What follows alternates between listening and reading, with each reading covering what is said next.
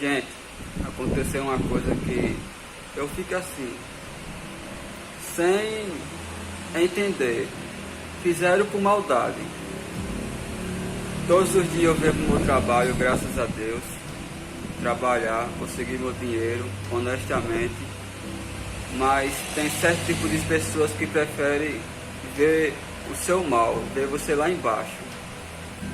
Como é que uma pessoa tem coragem de aproveitar um momento e roubar capicilona de uma moto? Coisas de 5 a 6 reais. Coisas simples. Se fosse alguma coisa de alto valor, tudo bem, mas coisas baratinhas que qualquer um pode comprar, qualquer pessoa, em qualquer lugar. Eu fico assim, eu sinto pena dessas pessoas.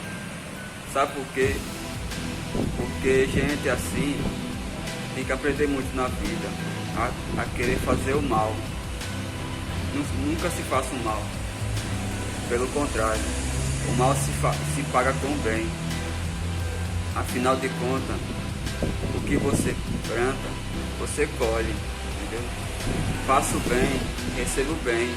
Faça o mal e receba o mal. Esse é o destino, entendeu?